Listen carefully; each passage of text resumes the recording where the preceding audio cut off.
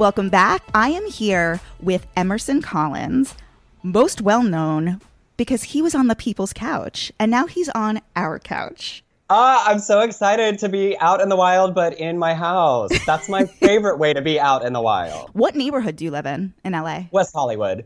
I am your stereotypical Los Angeles homosexual. Yes. I love WeHo. I really do. I love it too. It's actually very neighborhoody. It really is. The home, like the houses are cute, and you can like rent like a cute apartment there. Like it's actually, and it's also where all the great restaurants are in LA. Yes, because we're not right by the bars, but so everything feels walkable. There's like a dozen restaurants, my post office, my cleaners, where I know all the people. It's the illusion of a neighborhood in the middle of a giant, terrible city. How often or how many times have you actually been to like a Sir or Tom Tom? Our new favorite bar actually is Beaches, which has like an 80s Miami Golden Girls neon vibe that's literally next door to Tom Tom. Oh, wow. So we see like the Tom Tom clientele all the time. And I will say Tom Tom is lovely. And like brunch at Pump is a very popular, people are visiting. We'll take you there. You'll get the WeHo Bravo experience. Yeah. So we actually do it a bit. We do unironically like the Vanderpump institutions. Did you used to run into them a bit at all since they were like, you know, hanging around Sir and all that for years? It's funny. We see Lisa and Ken more than like the rest of the Vanderpump cast combined. They really are always there. Like Lisa and Ken sit behind a velvet rope at Pump on a regular basis. Last Saturday afternoon for our like out at the bars, Ken rolls up, dog in arm, like walking into Tom Tom. You know, for all of people's perceptions of whatever, they are very hands-on in managing and running and being seen at the restaurants, which makes sense because when fans come to town, they know that's what they want. Like, yes, the bar is great, but they want to see somebody. Are you upset that she won't be on Beverly Hills this year? No. Tell me why. I am 100% in the team of when Lisa lost the joy that made all of us love her, like, witty, intelligent, made her the breakout star of the series. And it started to go around the year Erica arrived and she was losing her place in the center. And it made her barbs feel pointed instead of purely for humor's sake. Does that make sense? Totally, yeah. The housewives I am most drawn to are the commentary housewives, but it can't be weighted for me to enjoy it. You know, so when Lisa was making all those cracks for years and whatever, it was just hilarious. When it started being clear that there was a reason behind the crack, it lost the fun of it for me. It's so funny that you bring up, you know, Erica's first season. I do think initially, remember when Erica first started? I think people forget there was a lot of talk around that time, like, there's a new queen in Beverly Hills. And I think she actually was a little bit threatened by Erica. You know, we didn't know that Erica would turn out to like completely like disengage from the group and the show in general. Well, and also we have no idea what it felt like while they taped that season with, you know, this statuesque Amazonian, vaguely aloof new cast member. And despite what many internet fans think, Lisa Vanderpump has obviously been the best self-produced housewife probably across any franchise. You think more than Bethenny? Yeah, only because I think Bethenny's is an awareness of how things will perceived, and to me, Vanderpump's is a desire to control it as well. Like, Bethenny knows what it'll look like, but she's not worried about being messy, and like Lisa Vanderpump's greatest fear to me has always been, what's messy when I don't know what the fallout will be? That's so interesting. I stand them both forever, but the Lisa that I fell in love with was disappearing from the show.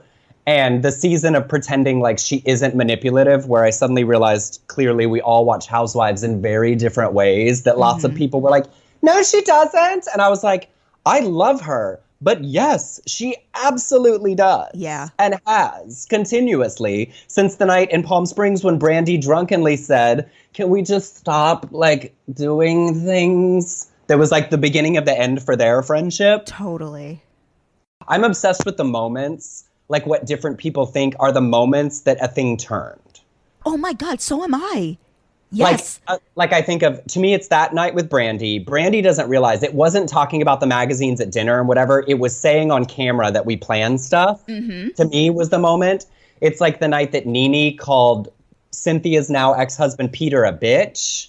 Like I think about, And with Deandra and Leanne, it was not anything. It was the day that Leanne said, you have $200 in your bank account. Because rich people in Dallas, where I am from, care more about the perception of their money than anything else. And literally nothing will recover that instant. Like, I loved tracing the moments. You are from Texas. Born and raised. So are you into Dallas? Love it. I mean, it's been an interesting journey because, you know, the people from any city have strong feelings about how a franchise reflects their city. I don't watch that way. I don't really care. Mm-hmm. I just want good television. Yeah. But it's been, I think, the most uneven and fascinating journey for like a franchise in Dallas. Like that first season was rough, even though it gave us the iconic Leanne running out of an event like barefoot and like screaming at like, that was one of the greatest you didn't know what you signed up for moments. Well, you know, they initially didn't even film it as a Housewives show. It was supposed to be something else. And then at the last minute, they were like, congratulations, girls. You're the Real Housewives of Dallas. Yeah. And like many other franchises, Tiffany Hendra thought she was the star of a show. Right. Never to be heard from again. Tiffany Hendra is the Kyle Richards of Dallas. When they're working and they think this person's the star and then a show airs and somebody else is the star. Kyle Richards, season 1 of Beverly Hills, thought this is my show about people I know and am connected to in Beverly Hills. Uh-huh. And then Lisa Vanderpump became the star, and they were never friends again since. Oh my God. Is my personal perception.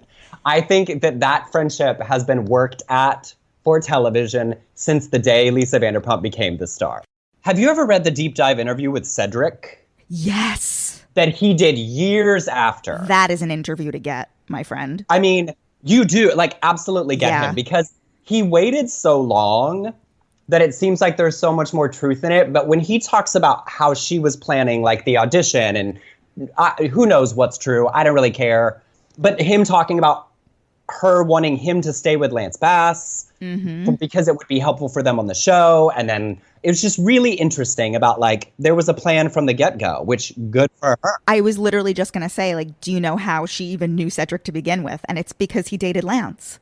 Yeah. Or at least that's how she was introduced to Lance, like one or the other. I think it was that way. I think Cedric really was their, like, friend and living with them. And then he dated Lance and they met him and then they broke up is his version of the story. Who knows? But we have so much to talk about. Before we really get even further in the weeds with Housewives, tell me, I want to hear all about your experience on the People's Couch. So what were you doing? Like, take me into your life pre-People's Couch. Like, were you doing stand-up? Were you doing sketch?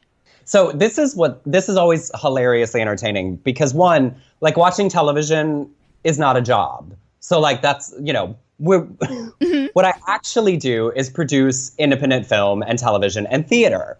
So when the People's Couch started, I had just produced a film called Southern Baptist Sissies. My producing partner is a playwright and TV writer and director and producer named Del Shores, most well known for an indie cult gay film called Sordid Lives. But so we took this GLAAD award-winning play and turned it into a feature film that I starred in with Leslie Jordan, Dale Dickey, Willem Belli from Drag Race. Leslie Jordan from Will and Grace. Correct. So we had shot this movie in January of that year, and we were editing through it when Scott actually got a call from a casting director saying, hey, we're working on this new concept, this pitch. Do you have any friends you watch TV with? And so Scott was just a friend of yours in LA, right? Yes. And were you like, okay, got it. So he was just a friend of yours in LA. And were you working with him on anything at that time? Nope. We were just like gays about town. Like he does stand up. He hosts a bunch of stuff. He was busy off in that world. And so he said, do we think this would be fun? And I was like, well, I'm weirdly available right now while we're editing this movie. So yes. And casting really was like a Skype interview with the three of us. How did they even find him? He was up for another show through that casting office that he decided not to do. So he was on a list of people. So he just referred you. Yeah. They said, do you have a group of people you watch TV with? And he was like, yeah, I can do that. Because we do. And we were unironically like watching Housewives super fans, like, you know, the rest of us are. Yeah. So it was a Skype interview where they talked to the three of us. And then the next step of the casting was they really did come to the house and put in a DVD of TV clips and just said, watch it, say what you think, see what's happening. And being who we are, they were like, you don't need to do so much. Like, are y'all doing it? I was like, no, this really is just what we think and how it goes. Mm-hmm. And then it was a little while later, but like, through the rounds and rounds and rounds of like interview and paperwork and all those things, that then they called and said, okay, we're going to shoot this 3-episode trial run mini episode of this new idea for television. And what year was this? 2012, I think. Yeah, I think so. I think the first aired in the fall of 2012. And then who was your third on the couch? Blake McIver. Blake McIver. So it's me, Scott Nevins, Blake McIver. But to finish the other, so while we were shooting those 3 episodes and airing them, I was in a different city every weekend traveling to film festivals with my movie. So like the first night that People's Couch ever aired, I was live tweeting, standing outside of the opening night party at the Twist Seattle LGBTQ Film Festival. Oh my God. Like scrolling a hashtag while my movie is playing in the theater. Wow. So that was the beginning of it all. And when did you first meet like Julie and Brandy? I knew who Julie was from like About Town Being Gay. You know how that goes. Yeah. Because she is bar none one of the funniest stand-up comedians I have ever watched perform. Like I have known who she was from long before. And then we met Brandy with her very quickly in that. They had a like watch party, I think, for one of the first 3 episodes that I couldn't go to because I was out of town, but the boys were all there. So we are very real life friends with them. Like they have an amazing political podcast called Dumb Gay Politics. It's the best. I love them both with all of my being. I used to watch Julie on the Big Gay Sketch Show, which was like Saturday Night Live. Of course, yes. Which was on Logo for like a gay sketch show. So funnily enough, I actually worked with Julie and Brandy well before. It was in between Julie doing Big Gay Sketch Show and People's Couch. They collaborated a bunch for this website that I worked on called autostraddle.com, which was like the largest independent lesbian website that exists, and it's still around and yes, very well known for recapping, and it's fantastic. And they used to do these movie reenactments. I vividly remember they did this reenactment / review of Sex and the City 2, where they basically like dress up as the characters, and then the joke is that they hate every single movie they see. That's exquisite. And it's they're all on YouTube. Like everyone listening can go, if you just Google Julie Goldman, Brandy Howard, and like Autostraddle, or start at Sex and the City 2, it's absolutely hilarious. That's amazing. And going back to, though, like, what did you think of doing the show? There was an element of, like Blake was a child star and has been in all aspects of this industry for 30 years. And like many people who first heard the People's Couch pitch, as like an actor with a production company producing work about LGBTQ issues, I did a movie about spousal abuse, I did a movie about marriage equality. There was an element of like, are we ruining any potential career in the entire world because entertainment people are going to think this is the grossest, lowest form of entertainment? 1, yes, that's possible. But 2, also we're poor. So like, let's see what happens. Mm-hmm. I mean, it's so funny. Speaking of being poor, Julie and Brandy did bitch publicly quite a bit about how little they were paid on the People's Couch. $3 and a roll of duct tape. Like, let's be clear. Like, Jesus. So it was you guys, the 3 of you and Julie and Brandy, that actually did it the entire run of the People's Couch. Both groups were on for all 4 seasons, which is fantastic. 57 episodes. We watched some, I tried to count once, in the neighborhood of 450 television shows. By the end, I was like, I don't think I have anything new to say about anything that could ever come on television ever. Because at the end, to finishing a little bit of my journey, the 4th season of The People's Couch, and I am aware this is the most princess of problems, but the last film that I produced, A Very Sordid Wedding, was the sequel to Sordid Lives. We shot the movie in Canada while The People's Couch was shooting and airing. So I was in pre-production in Winnipeg, Canada, 6 days a week, flying home on a Friday night to shoot all day on The People's Couch and go back. And literally one of our shoot days, I had 150 crew members in Winnipeg with Caroline Rhea and Whoopi Goldberg and these people shooting while I'm sitting on a sofa in Los Angeles watching television, pretending like I'm not texting to make sure that my the movie that's the real point of my actual art and career is going well. So like by the end, there was a lot happening in the best possible way. I wanted to ask, like, whose house were you guys shooting at? I feel like it's been long enough that whatever. Our first house was Doreen Scott's great aunt, adoptive aunt in Los Angeles, because LA, you can't get permits to shoot everywhere. You know, like my apartment building was like absolutely not. So it was his close family friend. She was a super fan of Bravo. She had brain cancer and was sick while we were shooting and loved it. And it was her thing that made her incredibly happy to do. And then when we moved forward, none of our houses could you shoot at. So we actually shot at a producer's house. So you're kidding. I mean, I probably would get in trouble for saying that, but like it's been a long time and the show's not coming back. So right. Most everyone did shoot at their houses. It really was Brandy's house. It really was the Egbert's house. The real reality was none of our apartments would allow us. So it was just great. We'll just be here and pretend. Was there an actual crew in the house, or were they setting up like hidden cameras around? Like, how are they capturing all of that? There was a crew, but it really was really organic. It's just, here's enough light to make sure that we can see you guys. Here's 2 cameras beside the television that we can remote control from another room, and then like push play. And then it really was just us in the room shooting the shit, talking, and watching the show. So it was very low impact filming. There was no like, oh, and you should say, and there was very little producing of the content. It was purely just the logistical reality of there's 2 cameras, and we couldn't tell, but like remote controlled from the other room so they could shoot close-ups in the wide. But we never had any idea. So once we started the like, hey, it's time to watch, no involvement, no interruption. And so how many hours did you have to sit there and watch TV while they filmed? A lot. Because the reality was we changed clothes, like it was different nights of the week, but like we were not together 6 nights a week.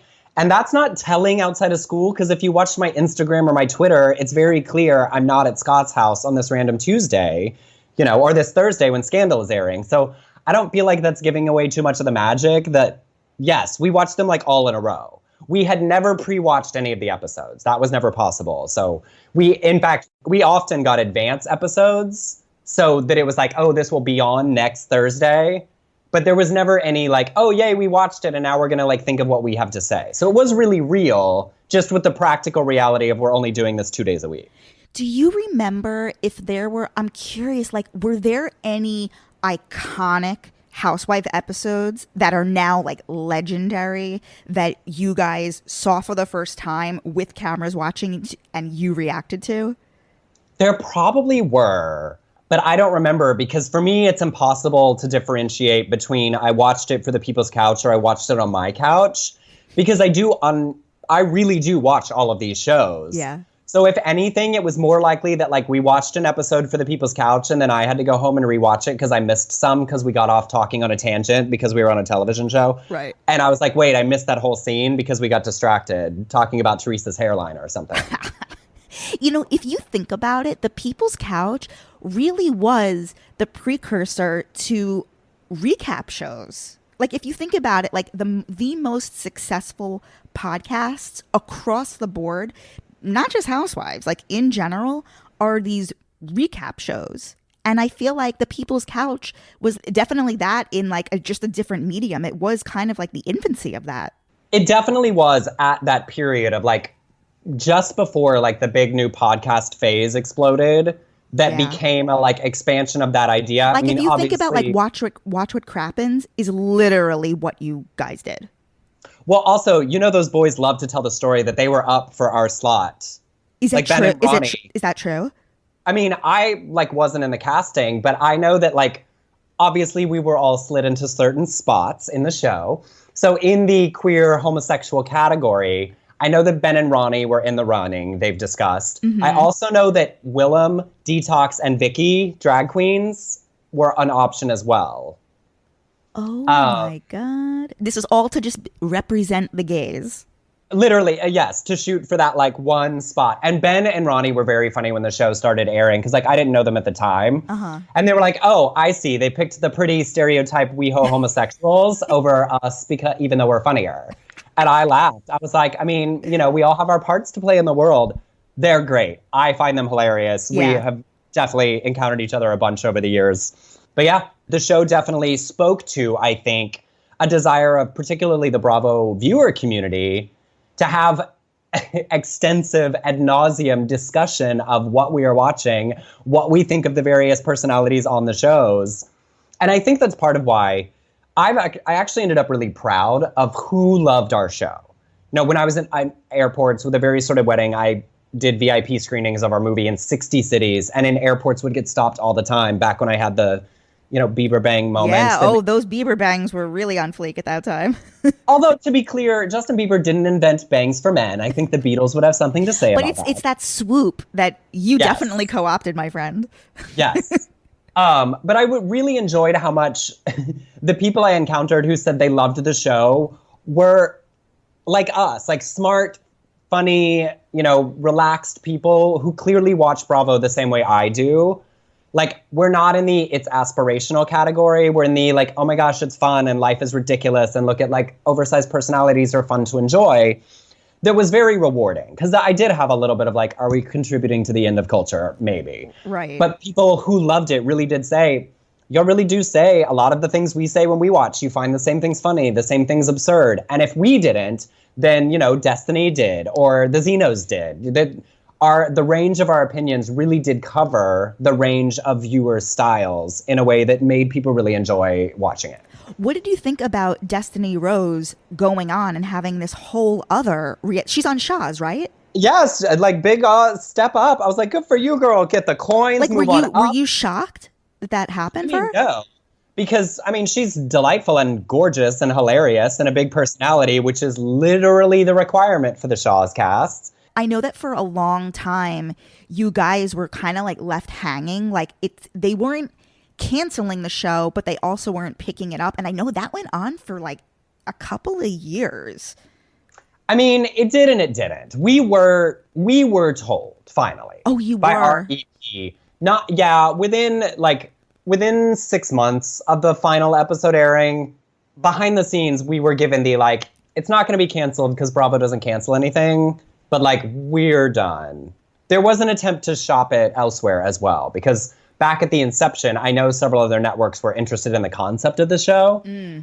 But I think it had reached and also the programming team at Bravo changed, and our big cheerleader on that team went elsewhere. And it was during the like, what are we rebranding the outside of Housewives to look like? And at that time, we were definitely an unusual fit for the like Bravo slate. Ironically now with like Taxi Cab Confessions and whatever, like we'd be a great late night fit. I mean, they brought back Project Runway, Taxi Cab Confessions, not Taxi Cab Confessions, Cash Cab. Jesus. Yeah. They should bring back Taxi Cab Confession. Remember that show? Yes. Well, to me, Taxi Cab Confessions would be so much more on brand than Cash Cab. 1000%. Like a show that 80% of their content is based on confessional interviews to have a Taxi Cab Confessions. Was that just like a Freudian genius suggestion? I mean, I do think it is a genius thought. But as I often say when people are like, why isn't the People's Couch still on? They did not ask me. They're like, I just show up and talk nonsense. I don't control. And in fairness, like we had a really long run for a one-off random. Were you ready for it to be done? By the time it ended? Like, what was your reaction? My real honest thought is probably like the last day we shot, I was definitely a little bit of like, I don't have anything new to say. Like, I can respond to these new, but I've made every joke I can make about each individual that I can think of. Yeah. That said, like 4 months later, once I finished the like release of my movie and was like staring down the what's happening this year, I would have been like, oh my God, I'm so available every day. What do you want me to say? I'll sit on the couch. I'll take a pay cut. What do you need? I'm available. I know, like, after People's Couch, Julie and Brandy went on to host the Vanderpump Rules after show, which like actually aired on Bravo during like peak Vanderpump. And when that ended, or at least like they didn't get like called back to do that, the two of them became like so depressed over the fact that they were like no longer part of this insider Bravo family. They have not watched Bravo since. I know, that is what they say. And I was like, good for you, but I love the content too much. Yeah. Like, I started as a fan. I'm still a fan. Like, I'm not turning off the Housewives. You started as a fan. You're going to go down as a fan. I mean, I'm mostly annoyed that like I literally could not purchase a ticket to BravoCon because they sold out so fast, and like my R-list Bravo celebrity status doesn't matter when like the tickets are sold out. That like, would have been amazing programming at BravoCon. Bring back like the biggest people on people's couch. Like have you know. My pitch was actually to use us as moderators, Totally. since we're like a bottom tier show, obviously in the Pantheon, but like several of us at least are smart and can put together a compound sentence, and it would be a fun way to use us without needing to have a whole panel. So maybe BravoCon LA. I'm still pitching. You told me that you were on an episode. We got to talk about Below Deck. Oh my gosh, like iconic. Yeah, like I want to touch on Kate Chastain and the whole scandal, like the reaction to Andy's hosting job, but you said that you were actually on an episode of Below Deck? We did. The three of us during the People's Couch were just guests on Below Deck. And it was one of the greatest 48 hours of my entire life. Walk me through this. Okay, obviously I can't afford to go on a yacht. That's no surprise. But the short version of the story is Dr. Drew's wife, Susan Pinsky, has a podcast that she does with mediums. It's very focused on like spiritual and reading of people. And she had the three of us on as guests. And one of the psychics on our episode was Rebecca Fearing, known to the Bravo audience because she was on Real Housewives of Beverly Hills years and years ago with Adrienne Maloof doing a reading. Oh my God. Okay.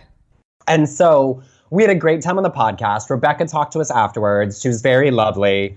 And she said, I'm considering doing Below Deck as a charter guest, but I need to put together a good group so they'll have me.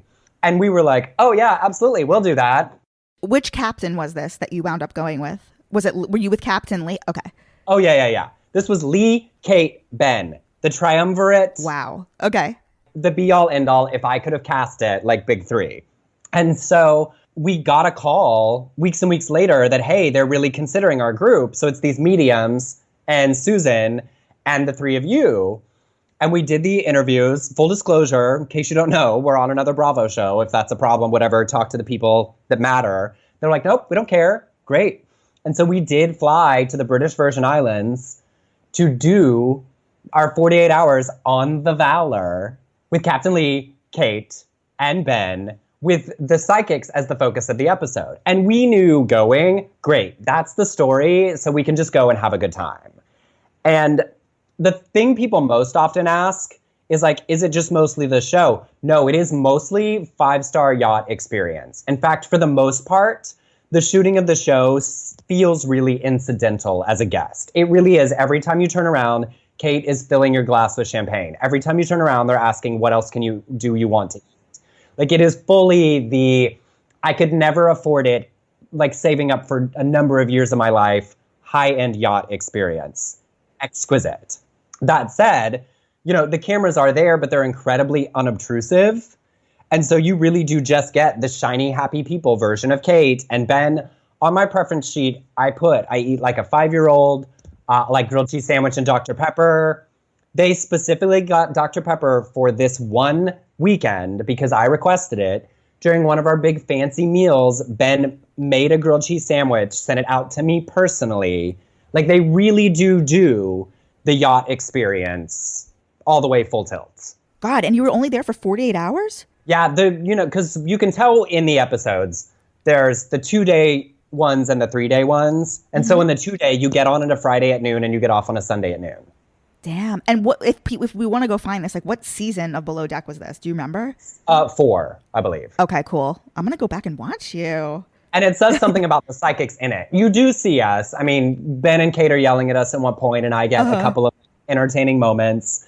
We did have a storms, like rough seas so bad at one point that there's no filming from it because they had to put the cameras down because the camera guys were getting seasick. Like Real Housewives of New York in Cartagena. Yes. We didn't come back and then poop ourselves. Right. You didn't get a parasite.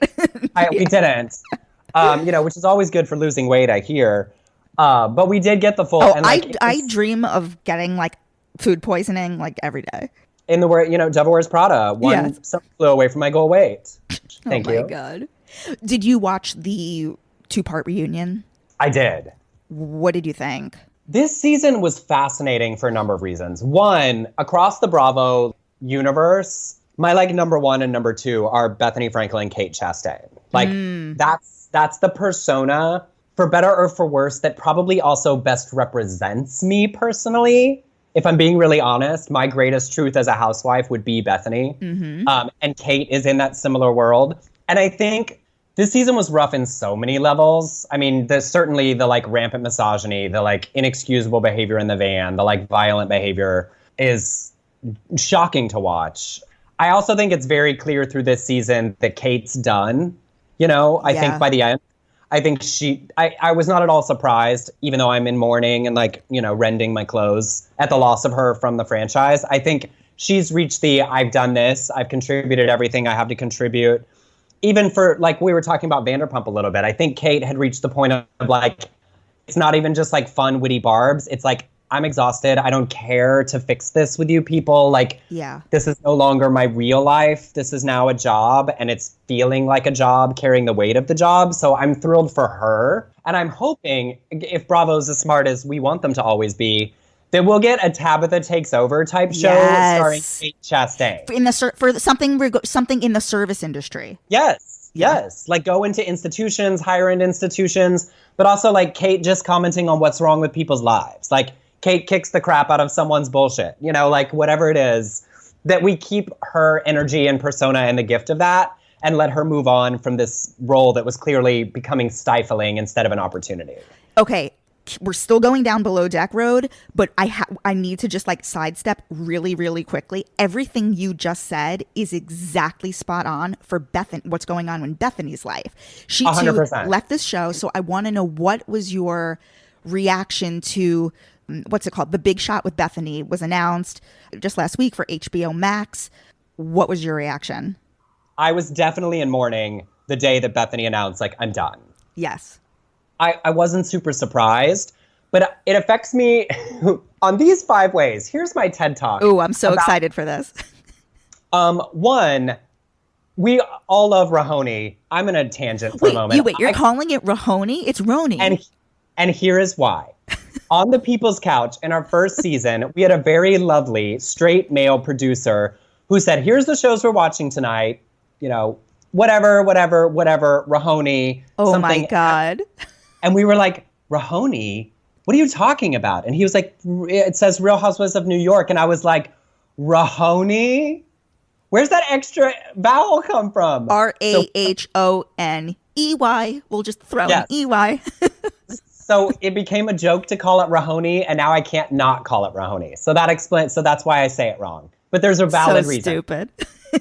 But so for me, the reason RHONY works is that those women, none of them have ever changed. They've never grown. They don't learn anything. They make the same mistakes over and over. Like Ramona's still an asshole to service workers. The Countess is definitively delusional. You know, even Jill, as long as she's not trying to get back on the show, can't help but be this pretentious person.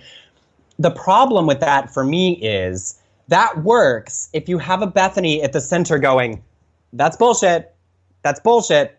That's bullshit. Yep. And I listened to your deep dive on the trailer and loved it.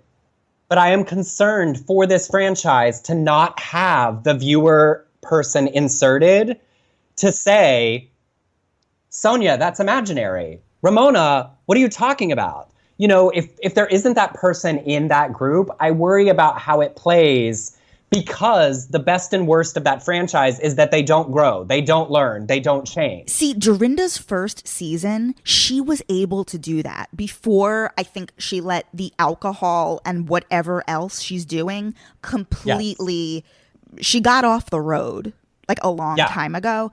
But if she can somehow return to that, I think truly if she gave up drinking, she could. I mean, one of the byproducts of that is I think that she would be actually better television, because she would be that grounded.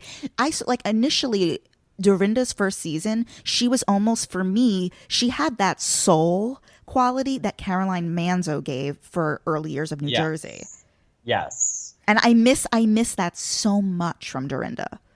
And I always worry about seasons, and this is more about me and what I enjoy as a viewer, is that I need either the grounded person, which is your Caroline persona, or the commentary person to pierce the delusions in the interviews in a comedic way, like the Margaret Joseph, the Lisa Vanderpump, the Bethany Frankel. And it worries me that New York may be heading into a season with no one self-aware. Have you looked into Leah McSweeney at all? Like, do you think there's a chance that she could be that person? That is my hope. And I listened to you all discussing like that she, with the amount of work she's done on the internet and her own, that she may be. And that's my hope. Mm-hmm. But that the non-changing RHONY cast always worked once Bethenny was back to be the like, okay, but also reality. Okay, but also reality. And still be absurd herself, like without censoring her own absurdity. You know, it's what I love about Bethenny is like, I know I'm being crazy right now, but it's not stopping me from being crazy, is why she's one of my favorites. Like yes, it's performative and slightly amped because we're making television, but it's also my real feeling. Did you read the interview she did, I think with Kate Arthur last week? It was like 2 or 3, it came out late last week, a couple of days after her Big Shot with Bethenny show was announced. It was basically her like reflecting upon like the day that she made the decision and told her publicist that she wasn't going to come back, and like more into why she didn't want to do this anymore. No, I didn't see it. I mean, I get it because like Vanderpump, like Bethenny wants to make money, you know, like that's, and this is a platform which does that. And I can absolutely make good television on our way to that. But so like being the owner of her own opportunity makes sense. My bone to pick with her is that because it's Mark Burnett, and I do still personally believe Mark Burnett could have single-handedly tanked Trump's candidacy if he wanted to. That is such a stick in my craw. And like, yes, we all have business part, whatever, but like I'm personally never. It's true. He's a personal friend. He wasn't going to do that to him. Right. But I don't even think about things. I think it's because he's looking at after the presidency, he'll make more money with him. You know, like if it was based in principle or belief, I could at least vaguely appreciate, if not respect, that like you support what he stands for. But I think it's more about post-presidency money-making opportunities. Like that garbage can of a being will be back on our televisions. He will not be white knighting off into the quiet the way every other former president has done. Anyway, I will still be watching Big Shot with Bethenny because I love her. Yeah. So let's show you where my principles lie. Like I'm angry at Mark Burnett, but it's not going to stop me from enjoying Bethany-driven content. Like I think it's so interesting how, so the same week, just last week, like, I don't know, whatever it was, day one, this HBOMax show with Bethenny was announced. And then like 2 days later, a new Drag Race show was announced that's going to be on. So what do you think about basically, number one, yet another streaming service that we're all going to have to subscribe to? And also just the way that that's all going. Bethenny never cost us money before. Drag Race never cost us money before. I mean, I am about to approach the level of like the limit of what my personal budget can afford on streaming services and have to like make some difficult decisions. Like All Stars 5 on Showtime may be the cutoff point for me. That said, as a like content creator in like I'm literally out pitching a series right now, the number of streaming platforms exploding has really created big opportunities for queer creators, for queer people of color creators. There's a lot more platforms willing to consider niche-focused content, which is ultimately very good for our community. So I really celebrate it that way, even though I like am going to reach a point where I can't afford another $6.99 a month because I want to watch one show. Like I'm not going to be able to chase single things. I might have to just do watch parties at people's houses who can't afford it. Right. Mostly, I think it's a win for like how much more of our community gets served by the more people are willing to not need as high a number to see a viability in a platform. Like the more kinds of drag there are everywhere, the more thrilled I personally am. Drag is my Disneyland. Have you ever been to DragCon? Oh, every year. Are you kidding? Amazing. My boyfriend's like college best friend roommate is on Drag Race this season. Like we have a stan. You're kidding me. No. Who is it? Jackie Cox, Persian Queen. Oh my God, that's amazing. Yeah. Like holy shit. Something I have loved and rooted for. And because of LA and you know how like the world of LGBTQ people and events, like we know a lot of drag queens, but this is the first time I've known somebody as their season was airing. So it's very exciting personally. to wait and see how she does. I love that. Okay, let's circle back. Let's get back on. I had to take that detour about Bethenny because it was so relevant. The comparison between Bethenny and Kate Chastain. It's fine. I look forward to being like interviewed on like VH1, like behind the Bethenny. Like that's my personal area of like. Wait, remember when Andy did that series Then and Now? It was like Then and Now, like 2006. Yes. It's going to be like Then and Now, Bethenny Frankel. Like, but also sidebar, I loved that show. That was such a good, interesting, different kind of content. I know. Anyway, circling back. Circling back, what did you think of? So the person who got punished the most out of that reunion was Andy. People are still calling into his Sirius XM show saying, "Andy, you lost a fan. You lost a." Like they are calling him directly on his show and just being like, "You let me down." What did you think of his performance?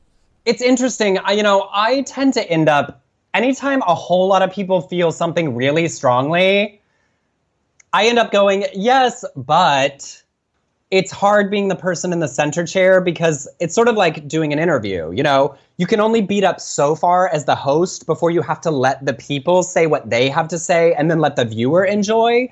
Like, I don't need Andy to preach sermons at Housewives, at people, at... I think providing the opportunity for everyone to be heard is the most important part of his job. And I didn't feel like at the end of the 2 hours, I didn't know what everyone felt about the situation.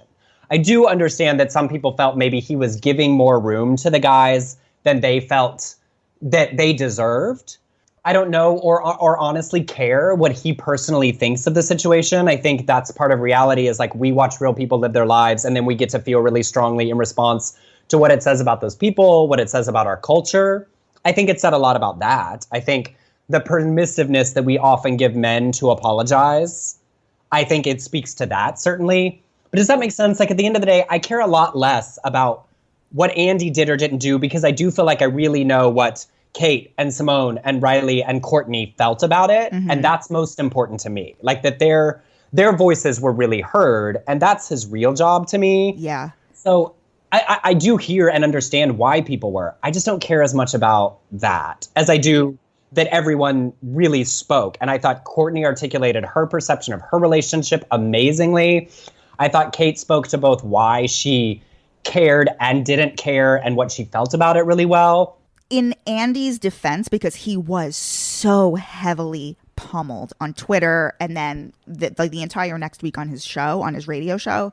First of all, number one, he is not an executive producer of Below Deck. He doesn't watch Below Deck. He gets like a super cut of like, basically, what do I need to know? Give me the highlights in order for me to host this reunion. It's the same thing he does for like a Summer House. I think he is more keyed into Vanderpump Rules.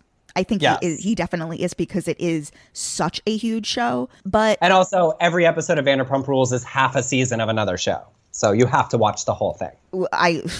Beyond. Yeah, I think because he's just fundamentally not that invested, that is partly to blame. Number two, he did say on his radio show, do you watch What Happens Live? Not like I watch it depending on a guest. I don't watch it religiously. So basically there were like a couple of episodes a week or two ago where he was doing Watch What Happens Live with like literal Band-Aids on his forehead. And the reason for that was because he had some sort of surgery. I'm guessing it was some kind of melanoma thing on his forehead. And he had to have surgery and he was on painkillers. This was the literal day.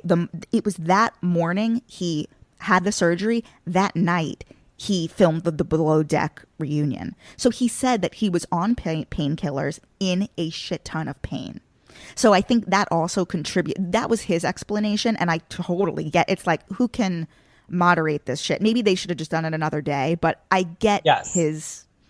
But also I go back to, like, if you take Andy out of the context, and it is funny how many fans think he runs the Bravo universe. Like that is not the case. It's not his job.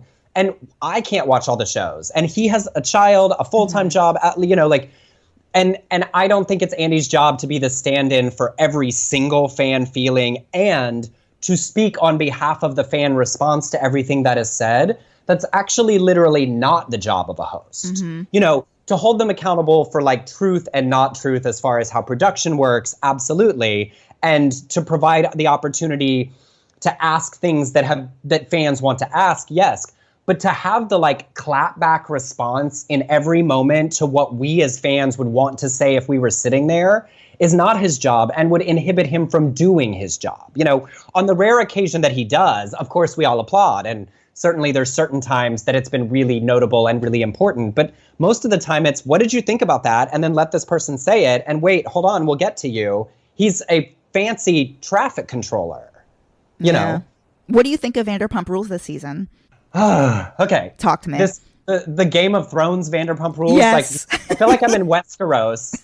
And this season we've decided to spend it with a lot of time on the sand snakes. You know, I'm like, can we go back to like, one, I'm definitely in the like Bravo world of it's hard to introduce new people on any Bravo show. They tried to introduce a new couch on the People's Couch once, and I think they did 2 episodes. I don't remember their names. Wow. Like people in the world of Bravo don't like change. That sucks, and that's hard. That said, I'm definitely in the camp of, I wish that we had done a 2-hour block that is Valley Village Vanderpump bleeds into Vanderpump Rules, where some of them cross over between the two. You know, I know that's not real, but I do think it would have been a really good solution to let the OG cast continue growing in their lives the way you want to see people. Call it Vanderpump Valley. Literally, Valley Village Vanderpump. Yeah. That's where they all are. And let the ones that still are involved at Sir and Tom Tom introduce those casts. That's great. But it's not feeling organic the way the original introduction of like James and Lala did. Yeah. And that's not the fault of the new cast. It's because the OG cast don't really work there. Let's be real. They're not there. I love Dana as a new cast member. I love how around the bend she is sending Sheena. Wait, can we talk about how out of fucking nowhere she's like, by the way, I'm bisexual? I've had like enough of, I don't need any more bisexuals on this fucking show. Let Ariana have her one goddamn thing. Like, I mean, Jesus. it is the thing. Like, if she's going to be the reasonable voice of reason that stands in for all of us that are like, what the is happening at all times, let her have her thing. I mean, I'm kidding. Like, I do, like, yes, the surprise sneak attack. It was super weird. But it was also funny because, like, I don't think there's any way she could have known, like, that this was on this journey. Also, I don't want to hear you're bisexual unless you are on this show dating a member of the same sex. I don't want to hear that you're a bisexual as they're showing you crawl into bed with this disgusting, physically and personality-wise, human being Max. Well, I do say that for me, you know, I try to keep my like love and hate as characters, but I do feel like Max was like made in a reality TV factory, but was pulled out of the reject bin. You know, like the one where you're like, oh, this one didn't come out of the factory right, like toss it. And they were like, oh, but this guy. Like, it doesn't feel like fun douche the way we were originally introduced to Jax before he fell down, you know, the rabbit hole. Mm-hmm. Like, it doesn't feel like that. It feels forced. And but I do like Dana as a character. That feels really authentic. The sort of strong woman that's irritating the crap out of Sheena, who basically had to admit, I'm jealous that you're stealing all my friends and my camera time. Mm-hmm. Mm-hmm. Like, that moment was hysterically forced and hysterically honest. And it is why I watch Vanderpump Rules. Sheena is one of like the absolute funniest, most entertaining things that we have on reality television. Sheena. Absolutely. Because it's like so heartbreakingly real. Does that make sense? You know, there are the people that it's like, she really just wants a really hot guy to love her and take care of her. Like, that is the only goal. And like watching her go round and round the bend to get there in all the wrong ways is so compelling and so heartbreaking. I mean, like the comparison of Max and Jax, Max's biggest crime is that he is boring. Jax was never boring. Correct. Jax was, okay, you can call him a douche, whatever, you know, whatever like word we want to throw. Whatever type he fit to. Yeah, sure. whatever type that is. He was fascinating to watch. Absolutely. This is a guy who they were trying to determine whether he was a sociopath or not, a pathological liar. I mean, this is interesting television. A guy who is making a lot of money now on a reality show, he gets caught stealing sunglasses for his girlfriend in Hawaii. Yeah. Give it to me every day. Well, it's also the best reality TV personalities are the people who are aware of how it works and still can't help but be themselves. Yes. You know, it's like, because now the problem with introducing new people is reality television is so old that everyone's aware of how a reality TV works and shoots. And the trick about thinking in the moment is you have to either think so fast that it feels natural coming out of your mouth, or you just have to say what comes out of your mouth. If you think and then talk, we instantly see it, and it's no longer fun to watch. Like if you're worried about what that other person is saying and what it implies about you, and we hear the hesitation before you respond, we know why you're thinking and what you're thinking, and I'm out. I'm bored. And that's where I feel like Max lands in that category. Like I'm trying too hard to project a thing that might be authentic, but the performance of it is bad, and you're all bad actors. So when it's genuinely fake, it's boring. You know, it's like I go back to that OG cast when Stassi was like, yeah, I'm a princess and I don't care. And it's irritating to people. That's so authentic, even though she knows how it's being perceived. And to watch that person grow up is really fascinating. But I don't want new people. I don't care. I know. And on the flip side, it's so hard. How do you introduce new people? Even the producers of the show have to go, oh, we think this will work, but are they going to end up a Lala or are they going to end up a Faith? You know, where like Faith is a fascinating person on another reality show, but fell into the background of Vanderpump. Yes. And as a producer, you never know who's going to rise to the occasion and who's not. I also think in the first bunch of episodes, they were spending a lot of time on these new like no-name cast members. I think that they were spending so much time there because James was being punished. He was docked like 5 or 6 episodes. He clearly was being punished because he was not in the first bunch of episodes working out his deal. Ariana like said that to me in our interview. And I think it was all essentially James' time that we were trying to fill in. And I think also the hope of like, we don't know how this season's going to go with like everybody else is worried about like interior decorating their houses. We need to really sell the Vanderpump. And also we can't forget factoring in what Lisa walking out of Beverly Hills did to the filming of this season of Vanderpump. Do you think it did anything? I think it only impacted because we're seeing much more of Lisa involved. True. Rather than being the grand dame on high, just doing catch-up interviews that fill in. You know, this is, we're not doing your life over there, so we'll keep you more involved here. I think that was a shift in how this show works as well. What did you think of the Jackson Brittany PastorGate? Okay.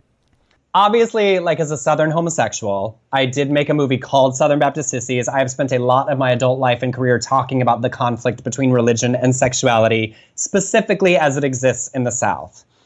But I think my response may be slightly more nuanced than some because it triggers a number of things for me. One, the reality show of it all.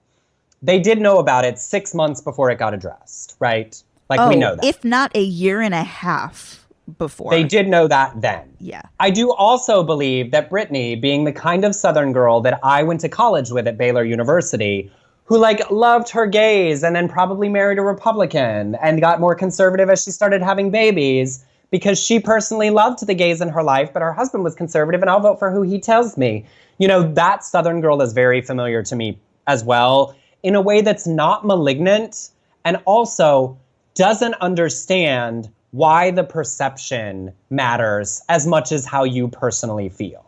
Like this last episode where we saw Brittany, like, all I care about is my wedding. I felt like that level of self-obsession about your wedding and narcissism that we all have to a degree was really real. And then I felt like that is why Tom and Ariana's attempt to explain that the perception matters just as much. I do believe Tom and Ariana don't think Brittany's homophobic. I don't think Brittany's homophobic. I think Jax often carries that like bullshit, that's so gay archetype of a kind of lazy masculinity that isn't super homophobic but says those things. I think that is a world he inhabits. I don't think they as couples, as people, are homophobic. I think it does really matter and speaks to privilege and how our allies perform allyship, that the fact that people were telling you the perception of you associating with this person, even if they have a long life and you personally forgive that of them in your relationship with them because you've known them for a long time. I love lots of problematic people. I have done and said problematic things that I would hope my friends would stand by me through. So if you want to love that pastor, great. But you do have to own the responsibility of you are on a reality show. This event is going to be portrayed in a reality show. And it is very clear that both production and Lisa Vanderpump said, because we are shooting this for the show, we have to fix this on the show. You have to say the right thing on the show for Lisa's reputation, for the show's reputation as performative allyship that the show does, because Pride's one of our big episodes every year, but we're not going to fall off the deep end of talking about how, like, okay. But we're also not going to cast a gay cast member. I didn't watch the first season of the show because literally, and I don't care, I'm not really that kind of militant person because whatever, live your life, make your show. All shows can't be all things to all people. But you're really making a show about servers in West Hollywood and there is not a single gay, bi, trans, queer person on your show. On a network that has a very vocal and loud queer fan base. Like, are you kidding me? That said, they have done a good job. Billy's representation was great. I think Ariana's journey of talking about her mental health, her bisexuality, I think she brings incredible bisexual visibility, and talking about the complicated nature of being a bi person in a hetero-appearing relationship and the way people dismiss that is great and important because she's smart. Like, that really matters. She has depth, yeah. And I think is, like, for many of us, the, like, stand-in for us on the show. Yeah. Like, she's the audience stand-in so often. But I felt like Tom Sandoval demonstrated really great allyship to Ariana, the woman he's chosen to spend his life with, however they choose to title it, and on behalf of the community that the show often says that they speak to, represent, perform for. And I thought everyone else's performance of "you're ruining her wedding by talking about this difficult thing" is some bullshit. Well, for some reason, they feel the need to protect Brittany because she is, for lack of a better word, dumb. And sweet. And I think that's why they all loved her when she joined the show, that Brittany is a big-hearted person, and I believe that is true. That doesn't mean you can't be held accountable for how your actions create certain perceptions. But this is where the reality TV of it all comes in a little bit. Because when Jax walked out of his conversation with Sandoval, I know in that moment that was more about Jax saying, you, my best friend and best man, are choosing to make this a moment where I am going to be the villain. On the TV show. He was pissed. On the TV show. He was pissed that he was bringing it up on camera. Because they know that earlier in those preceding days, they'd had off-camera discussions with the producers, with Lisa. We saw Lisa's conversation with Jax and Brittany, but only on the phone from Lisa's side to show Lisa's allyship to the viewers. And so Jax was saying, this was done. We'd wrapped a neat bow on this and taken care of it by getting a big gay friend of the show to be the replacement officiant to make Lisa look good, the show look good, and us look good. And now you want to drag it back into the drama. That's bullshit as my friend. It's also really good TV. I do think it is utterly insane that Lance Bass married them. I mean, how, like, fantastically, like, iconically, definitively programmed for television. It is just in the best possible way. So stupid. Also, I love that Lance is a good enough friend to Lisa that he's like, yeah, sure, I'll do it. I'm free. So during your time, like, on the People's Couch, like, what Bravo celebrities did you get to meet and hang out with, or any Bravo celebrities that, like, recognized you, that you knew, like, watched the People's Couch and were like, oh my God, I love you? We are so far down the totem pole that, like, our interactions with other people are like, oh, if we buy a ticket to an event, we might get to see that person. We did do a promotional event in New York where they flew us there looking at doing product placement with the big marketing agencies on our show. We were like, we can eat whatever food you want. Like, oh, look, Chili's to go on our television show. Like, why is this not happening to help the budget of our show? And so we did a one-day event with Tamra. How was that? I would say it's probably exactly as you might expect. Uh-huh. She spent most of it complaining about how they don't get the publicity support that the Beverly Hills Housewives get. And then asking how she could get on our show. Wait, Tamra was asking how she can get on the People's Couch? We could be a guest couch. Like, literally just anything for what's the publicity opportunity. And I was like, man, 2 million people watch your show. We're, like, struggling to crack 750,000. Like, what is your...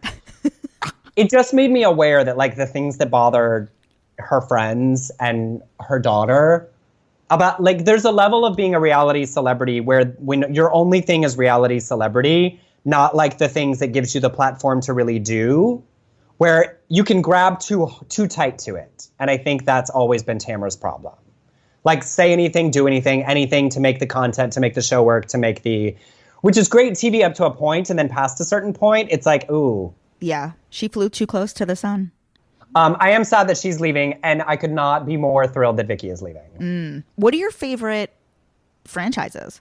I'm definitely New York, Atlanta, like top 2, forever and always. What do you think of this season of Atlanta? Great. It's interesting because I know Atlanta is not like doesn't do it for you. Yeah. But here's what Atlanta does for me that's different than the others. Atlanta are the women where when there is no drama and they're just having a good time, it's the best version of that kind of television for me. Like that's like New York. It is, but like Atlanta is funny on purpose and New York is funny on accident. Okay. Except for Bethenny. Like Luann has never said anything funny in her life that she thought was funny and was also funny. Not really. Everything funny she's ever said was because she wasn't aware of why it would end up funny. Sonia, on a rare occasion, is funny on purpose. Nobody else in New York funny on purpose. And that draws me in. The Atlanta has the greatest cast of like, we can make a joke. It's supposed to be a joke, and it also plays like a joke. Yeah. That's why those two serve they're like two sides of a coin for me. Always love Beverly Hills, but like when they're not fighting, they're boring because they care too much about perception as a group. How are you feeling going into this new season with, Brandi Glanville, Denise Richards? Like, how much do you think we're actually going to get? Well, again, goes back to, I know that Brandi scares you as dangerous television. See, I really do listen to Out on the Wire. I'm a real fan. But I think the fact that Vanderpump continues to hold Bravo hostage from letting Brandi be a housewife was a mistake this season. I think that if they'd made Brandi a housewife from the get-go, dangerous or not, to me, she doesn't scare me the way Danielle does. She is fun for me in the way that she is, if you come for her at a 1, she's coming back at you at a 47, and you have to know that. But she is not an instigator. She's a responder, is my personal enjoyment. So, like, you risk it when you go at her. But what does it matter if she's a housewife or a friend of? I mean, Camille last season was a friend of and carried the whole damn show. She should have gotten a fucking Emmy after that reunion. Absolutely. But it's how much they shoot with her. And the women on the show while they're filming treat each other different with who they know is a housewife and who isn't. They respond to them differently. They give each other more time. This season with Vicky as a friend of in Orange County allowed Kelly Dodd to literally run away from her at parties because she was like, I don't have to make a scene with you. You're not on the show. I don't know her. Literally. And I think the women treat each other that way when they shoot. The Orange County Housewives talked in an interview once about teaching the newcomers, like, don't get between a veteran and a camera. Wow. Like, the hierarchy of shooting is impacted by contract status, in my personal opinion. Wow. But Very also, interesting. I think they're going to use Brandi for this drama, but not like from the get-go. And I do think it leans on Lisa Vanderpump's ace card with the network is I will never go back to that franchise if you make that woman a housewife again. And so I think we're going to get some lovely, interesting new content with the new wives. And then the drama's not going to arrive until Brandi does. Yeah, I think it's going to be like halfway through. Yeah. But I think if they'd started with her from the jump, it would have given the other women a new page because Brandi didn't really shoot with a number of these women. You know, like Brandi and Teddy haven't really spent time together. Brandi never spent any time with Erika Jane. Or Dorit, for that matter, I don't think. So I felt like there was a lot of content to be had by letting Lisa take her time off and using Brandi as the guaranteed new energy, new content that I just felt like was a missed opportunity. Do you watch Potomac? Yes. Love it. I can't wait for that. Too. Although, did you see Karen Huger? Yes. I was just going to bring it up. The other day, I'm terrified because to me, it could be a contract thing that she's trying to. She could be trying to manipulate something just to get a better deal or whatever it is for a new season.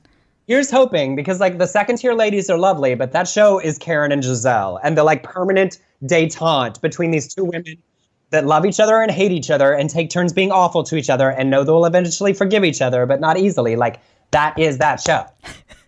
I can't wait for that new season. What did you think of Jersey this season? Great again. Because my problem, I have like an OG issue. Like when the OGs get tired, we have to let them go or take breaks. And the like 4 years of namaste Uh-huh. was death to that franchise. Like, there was no solving that problem around her.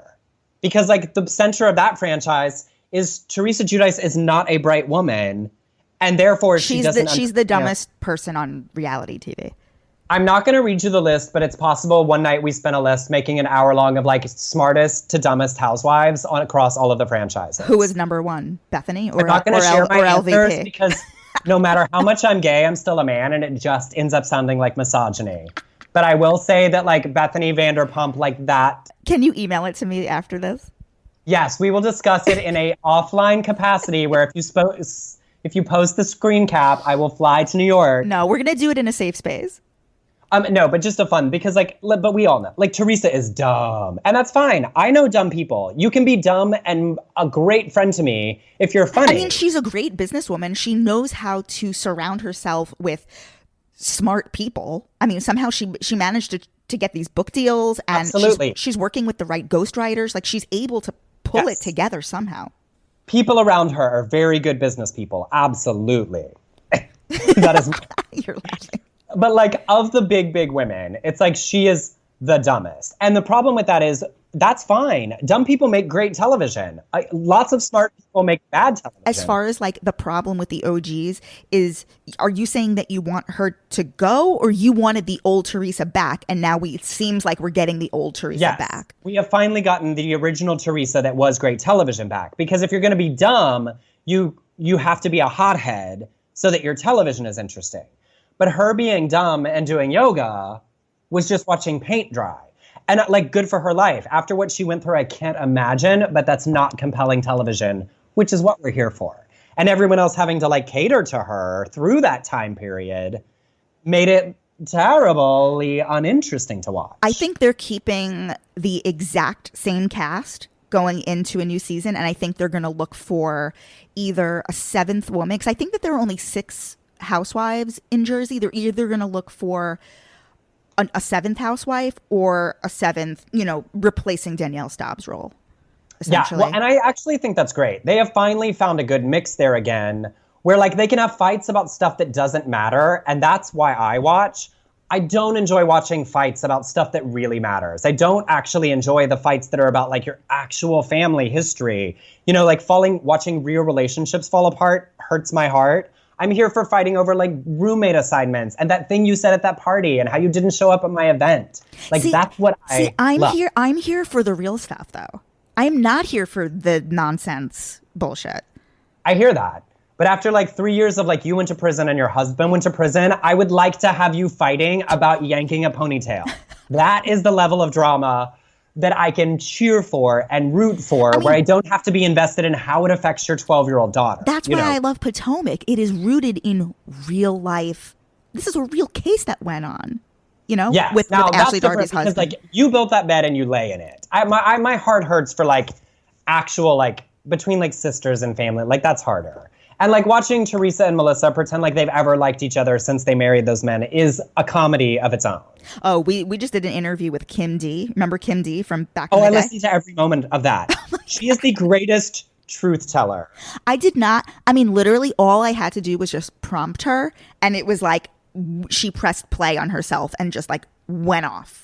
She's like a Marlo. She's the greatest friend of, because she's like, this is what really happened. And I'll tell you how, I set it up for the salon for them to come in. Teresa knew that he was going to say he was a stripper. Then we went to the party and he was there and he said he was a stripper. I don't care. I'm a friend. Yeah, you guys should listen. You guys should listen to the Kim D interview. It is, if you like old school Jersey, it will satisfy you.